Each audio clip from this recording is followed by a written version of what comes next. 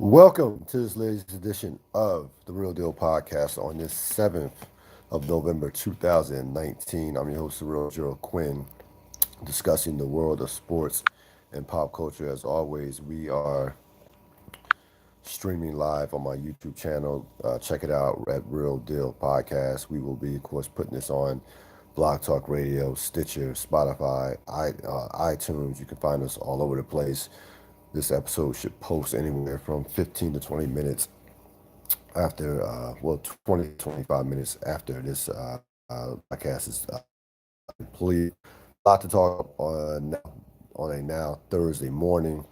I'm going to begin with what's been a kind of a hot topic in the NBA, and that is the Kawhi Leonard load management plan that has been kind of been ongoing for the last 4 or 5 years in the NBA, maybe even going past that. It started with the Spurs resting some of their older players. And I put the emphasis on older players. And listen, Kawhi mastered the plan last year, and it worked to perfection because he won a championship, and he currently is the best player in the world. But the season's barely 2 weeks old, and he has played he's played one game in the last 8 days.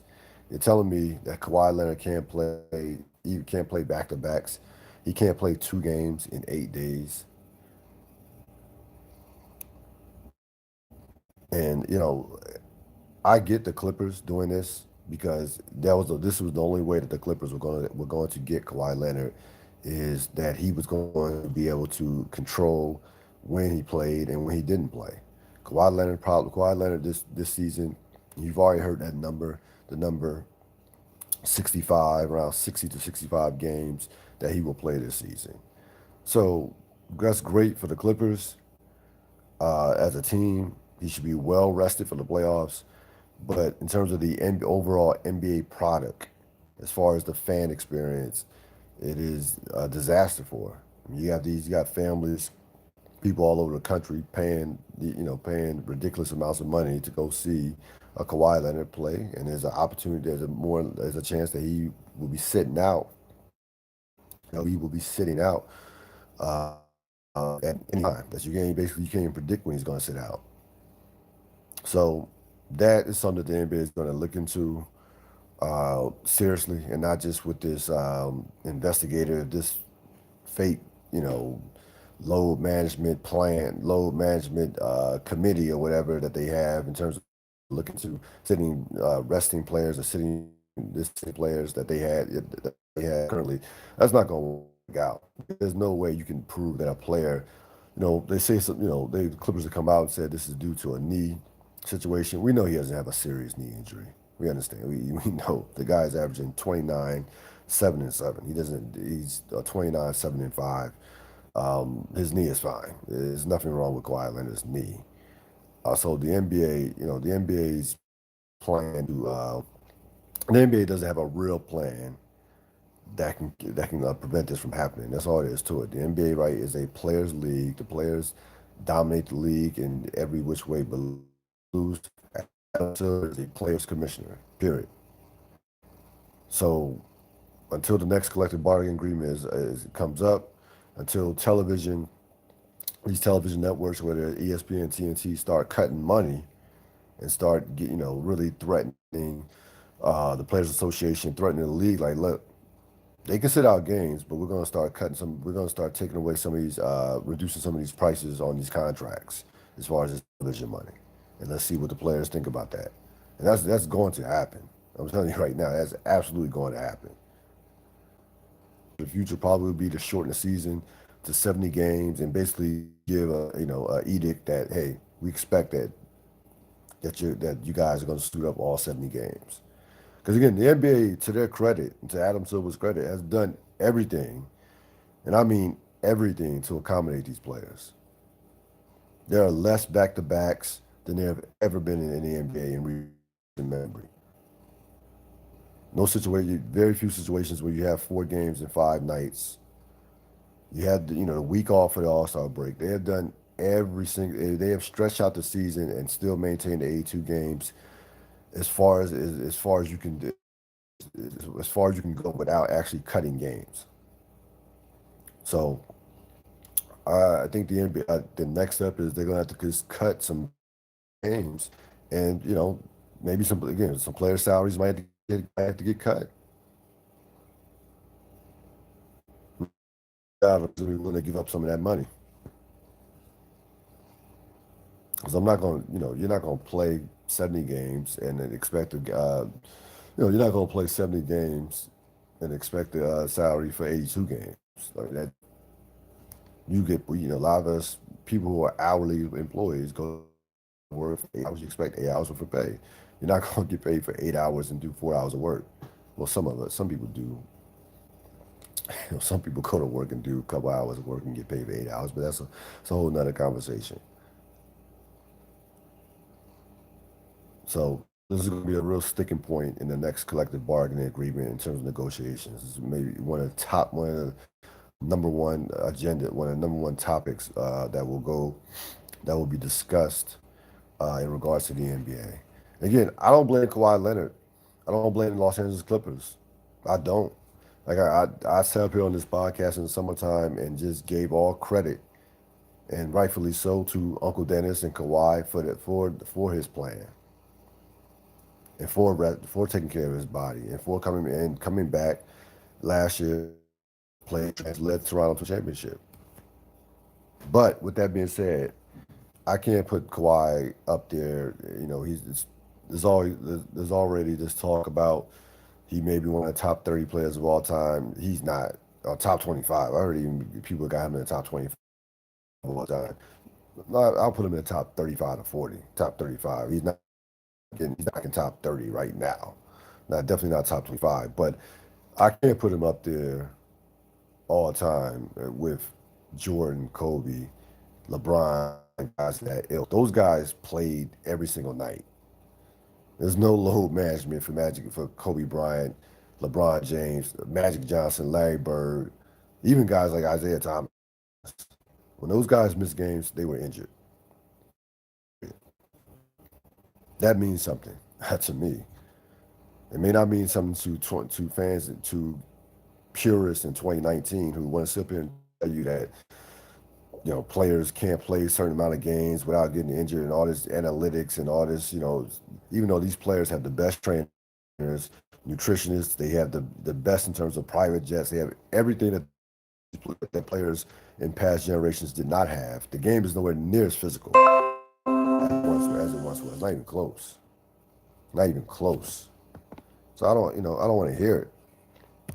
I don't want to hear it in terms of players are playing harder now or playing hard. That's not true. Two, if you want to say players have to move around more because of the spacing and the 3-point shooting, okay, I'll give you that. But the physicality, as far as the banging under the boards, post game, things of that nature, you can't even breathe on these players without being a foul call in 2019. So that to me, that cancels out the amount. That cancels out the fact that players are moving more because of the 3-point shot. As far as having to chase guys off the 3-point shot and having again space and pace. I think the physicality of the paint within it cancels that out when you look at the 80s and 90s and eras going by. So I don't want to hear about players having it harder now than players before them as far as it's harder to play basketball than it is now. I don't believe that for a second. Don't believe that at all. So the NBA has to deal with this. This is not going away anytime soon. Um, Kawhi should have been playing tonight against Milwaukee. Nationally televised game, second straight week that he sat out a nationally televised game. And again, TNT, ESPN, um, all these channels pay a lot of money. ABC, once they start their Saturday night games, I would think in February, late January, February, they pay a lot of money for these players, and they're not paying to see Patrick Beverly or George Hill. Okay, they want to see Kawhi Leonard and the Greek Freak. Sponsors are not paying these networks if no one's going to watch the games. And trust me, no one's watching a game with a bunch of role prime time, Saturday night, Thursday night, Tuesday, whatever prime time games. NBA has to do something about it. This is not going to go away anytime soon, and we'll see what happens moving forward. I want to talk. I had to talk about this chicken sandwich that that has people, the Popeyes chicken sandwich that has people absolutely just losing their minds. Had it on Tuesday. Best chicken sandwich I've ever had in my life. Number one, by far the best chicken sandwich. Um, I will not have a steady diet of it because I'm convinced whatever they put in that sandwich, it will kill you within 2 to 3 years. Like I don't know what they put in that sandwich, but it's not. It's too good to be true. It's too good to be true. But seriously, y'all gotta stop. Y'all gotta stop this shit with killing people over a chicken sandwich, or that being the motivation of cutting in line or trying to drive your car trying to drive your car through a drive-through to where you mess up your car, trying to cut in line through a drive-through. That I mean, come on. It's a chicken sandwich. It's a chicken sandwich.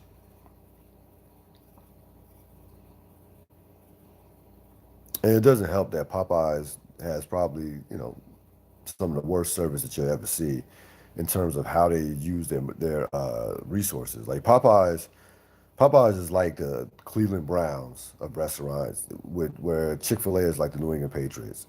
You go to Popeyes, there's one person working the register. You got about 8 or 9 people behind the counter. Only 3 or 4 of them are really working. 3 are just doing nothing, and you have one person on the register. I mean, you talk about a misuse of resources. So, this thing again, Uber, Grubhub, if you can avoid it, just don't even. If all you want from Popeyes is a chicken sandwich, just order it. Just order it online, just like I did Tuesday. I was like, you know what? I'll pay the extra $3 or $4 versus even dealing with the inside of the restaurant or the store. I'm good. I just Uber it. Keep it simple. Had the man, person drop the sandwich off. Here you go, sir. Thank you. Enjoyed my sandwich, which again was the best chicken sandwich I've ever had, bar none. And I'm not. I thought that I missed it out on the time when it came out. I was late to the party, and by the time I got hip to it, it was sold out. I'm thinking to myself, this sandwich can't be that good. It can't. It's not that. It can't be as good as everybody's bringing making it out to be. It's over. I was ready to do a podcast where I'm basically ready to destroy the sandwich, even before I tasted it, saying that basically it was overhyped, and we allow social media to, tell us what's good and what's not. No, no, no, no. This is the best chicken sandwich I've ever had in my life, ever, and it's not even close. All due respect to Chick-fil-A, it's not even close. Now, it's not gonna put Chick-fil-A out of business.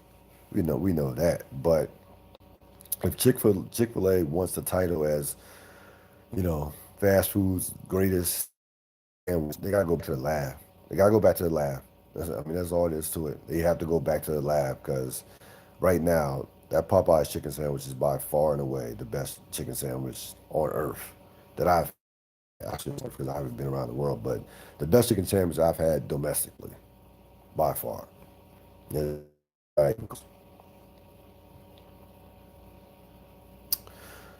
another week in the NFL is in the books. Not a lot of good games. You had two heavyweights really get knocked around in New England and Green Bay. I don't think we should overreact to either one of the losses. Green Bay's was just, San Diego has some talent. But, Green Bay was due for a stinker, and that was absolutely a stinker. I'm not going to overreact to it. In regards to New England and Baltimore, listen, you got to give Baltimore credit in terms of how they're using Lamar Jackson now. He was spectacular. He has become in terms of running the football. He was okay throwing it. But again, here's the thing about Lamar Jackson that he's not getting enough credit for.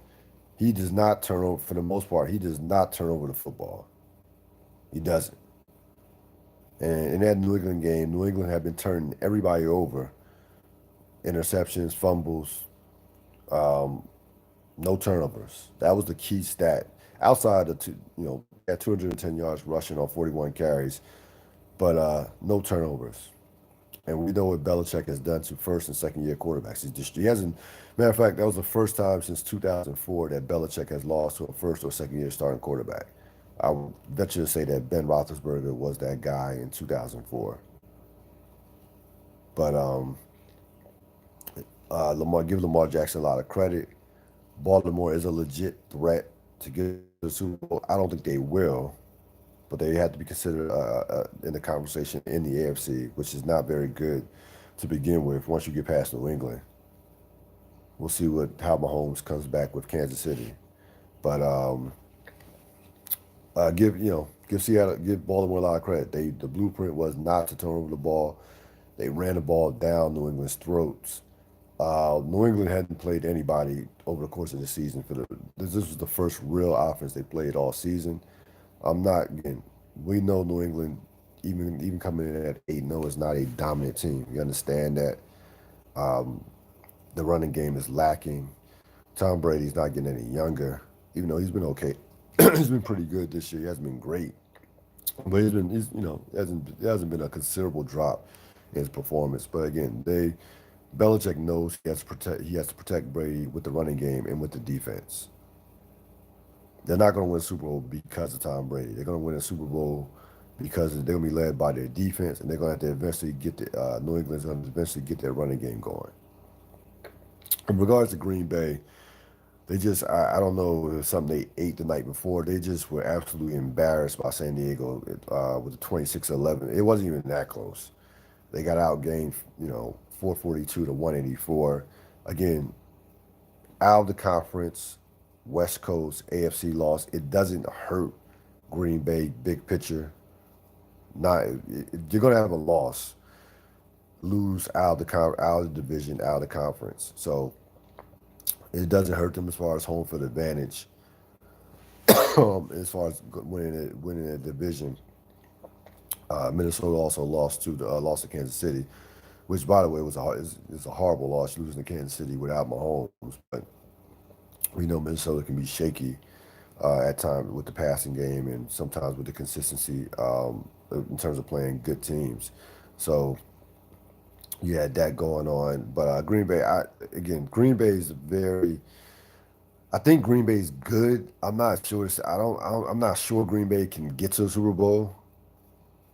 I know that I think they're very good and they're definitely improved from last year. And it's hard for me to say that considering who's the quarterback. But I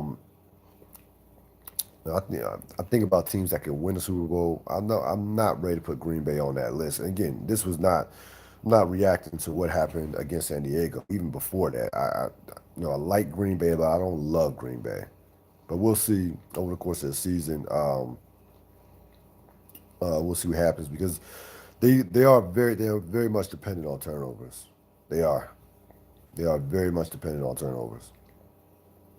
Like if they don't get turnovers, you can absolutely move the ball on that defense without question.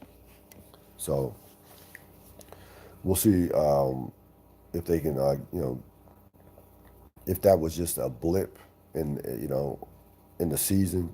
Sometimes we see games like that. Teams just don't play well. Sometimes New England for the most part gets away with a bad game. With playing a bad game again. I don't think New England played a bad game against Baltimore. I just think Baltimore was right. I think New England was due for a loss, and I just think right now Baltimore trying to deal with Baltimore's running game is going to be is a handful because they can run the ball on seemingly can run the ball on anybody.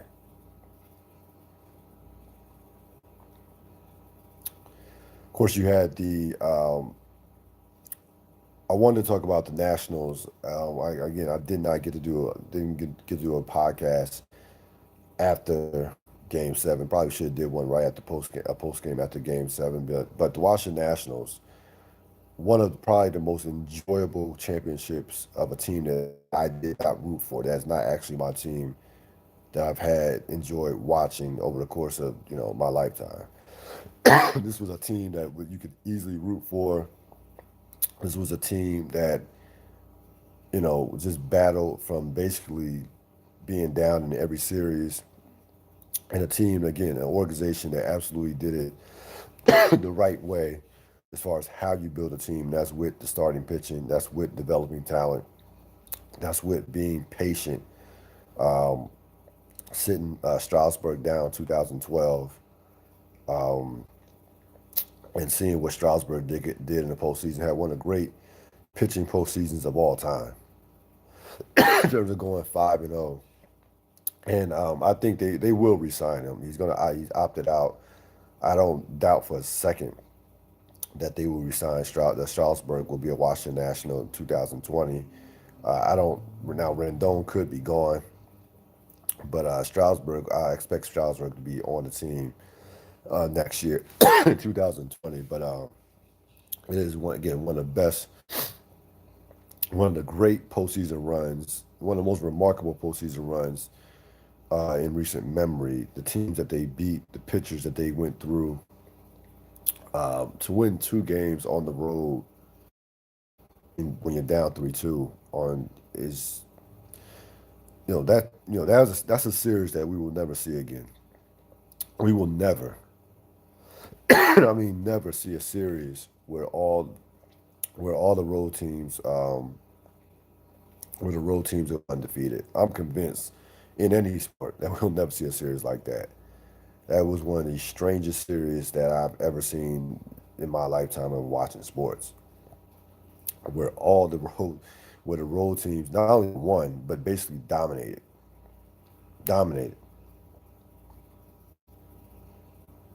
So hats off to the Washington Nationals. Didn't get a chance to get to the parade on Saturday, but was watched a little bit, watched some of it on television. And if you are a Tonian, and if you're somebody that roots for all the district's teams, you deserve this championship because you had to live through the last 27 years of the Washington Redskins play football, or watching the Washington Capitals, excuse me, the Washington Wizards play basketball forever. I mean, you deserve everything. You deserve a Stanley Cup that you got in 2018, and you deserve a World Series championship that you got in 2019, without question. Because why it has been the football and basketball teams have done nothing professionally in the last you know in the last generation. So I expect the Nationals to be around for a long time. I know that they were the oldest team in baseball, but Mike Rizzo is one of the best in the business, and they will replenish that talent, develop more talent, get the right free agents, and they're going to have still two of the five, top 10 pitchers in baseball, maybe top 7 to 8 pitchers in baseball in terms of Strasburg and Strasburg and Scherzer and Max Scherzer. So they're going to be around for a long time. Now the division will get better. The Mets have some talent. The Phillies will, I think, have a bounce back year. A lot of people like the Braves next year. Again, I'll believe when I see it with the Braves. The Braves and the Twins are the ultimate choke artists in the postseason. Those two teams in the postseason do nothing, and I won't believe that those two teams in the postseason will do anything until I see it. So to me, the Nationals go into next season as one of the favorites to win that division. Certainly a team that can get back to the playoffs and make another run at a World Series championship. Almost impossible to repeat in baseball nowadays with just so many talented teams, talented players. Is spread out. The talent is spread out for the most part. You gotta have just incredible luck with the injuries, and just a team gets hot, you get the wrong matchup. Like the Dodgers and Nationals, that was absolutely the wrong matchup. I mean, think about this. If Milwaukee handles their business against the Nationals in that wild card playing game, then There's no way the Milwaukee Brewers would beat the Dodgers in a series. There's no way. It would not have happened. So Dodgers would have beat the Cardinals or whoever. The Nationals were just a bad matchup for for the Dodgers. That was the wrong team for them to play. The wrong team. So again, congratulations to the Nationals. They're going to be around for a long time. John Witherspoon's funeral was celebrated. A number of celebrities, as you know would expect, were there.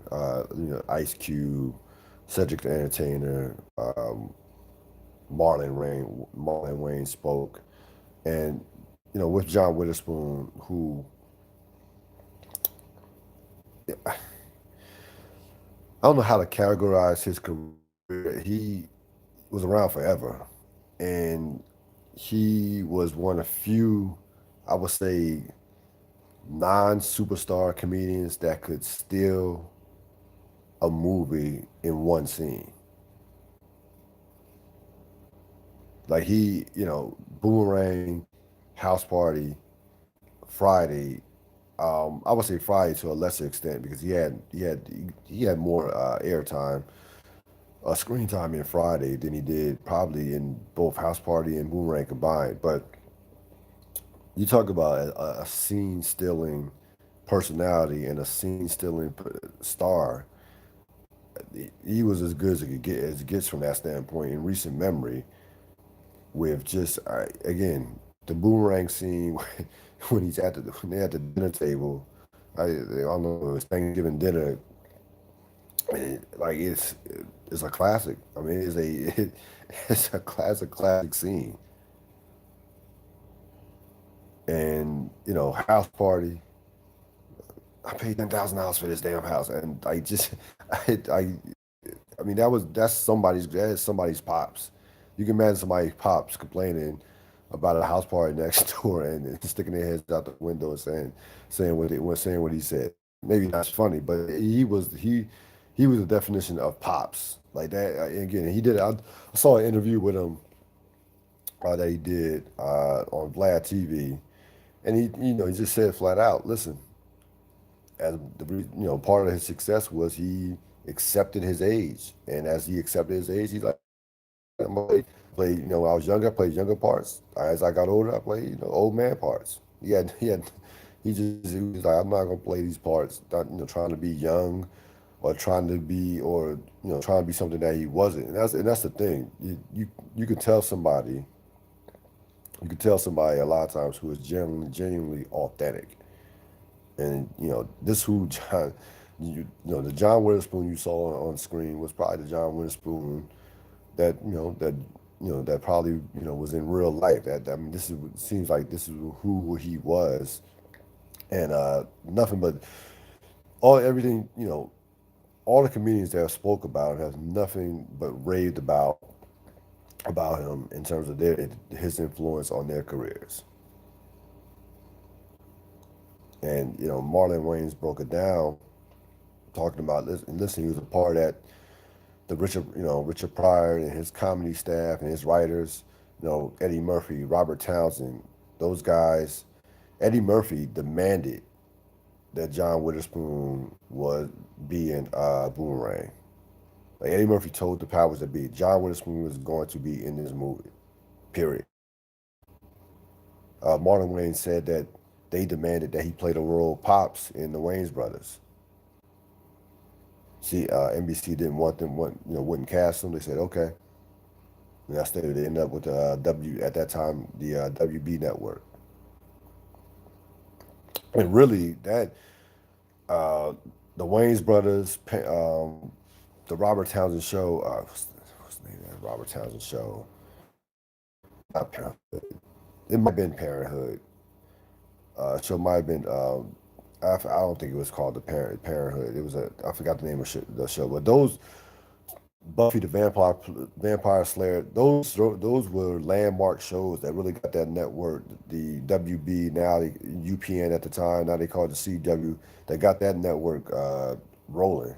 Like those shows, like that network wouldn't be of existing if it wasn't for shows like that in the beginning, back in the early to mid '90s. So again, he was a whole legend without question, a whole legend, and someone that would definitely be missed. He was still, I mean, he did an interview with D.L. Hughley a couple of weeks ago. So this was definitely that was unexpected, even though he was 77 years old. So definitely rest in peace to him. Just a tremendous talent and to me, and I always say this in any aspect of life, any walk of life, any career, the definition of greatness is standing. Can you stand the test of time? Can you stand the test of time? And John Witherspoon definitely stood the test of time over the course of his illustrious career. Power is still, you know, after the last couple of days, I've been watching a lot of power content over the internet, YouTube, and I gotta give Courtney Kemp and who 50 Cent, you gotta give them all. You have to give them all the credit in the world because you could say this season was trash, and I thought, in my opinion, it was the weakest season. You can say it was trash, but the bottom line is people are going to be talking about this show up until the point. Who knows when it's going to stop?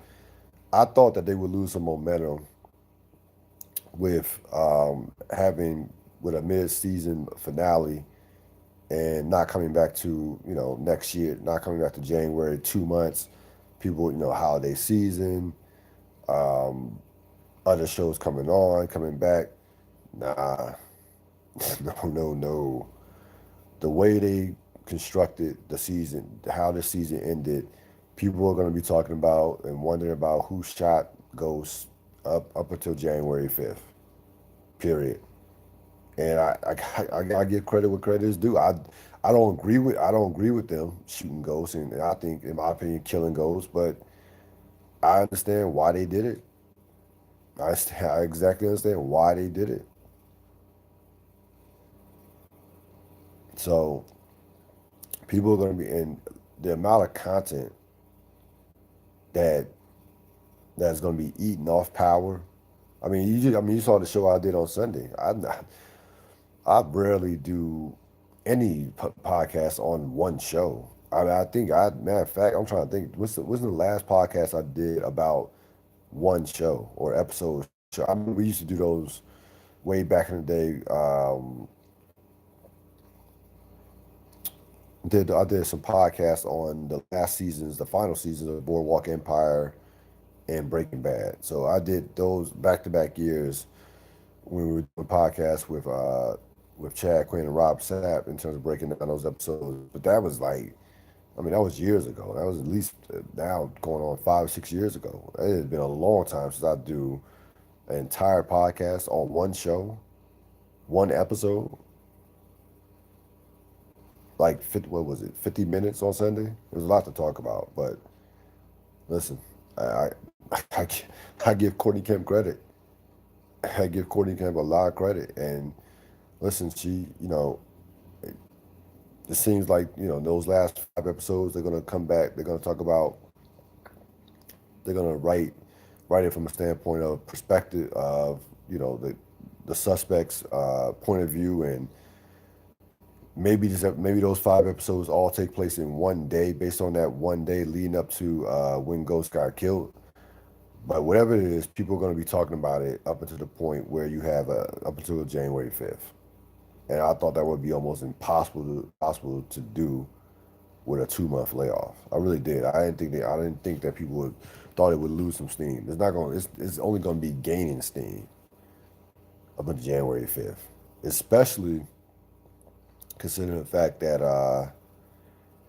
if Comcast drop stars, they don't come up with a deal, and people are going to be be on the app or going through other means and platforms to get that show. So hats off to Courtney Kemp. Look, she knows how to feed the machine. I mean, she's created a monster. And again, in regards to what you say or what I say about the writing and it, not being as strong as it was in the first couple seasons, people are obsessed with this show, and they seemingly will remain obsessed with this show. That's going to wrap it up for this latest edition of the Real Deal Podcast.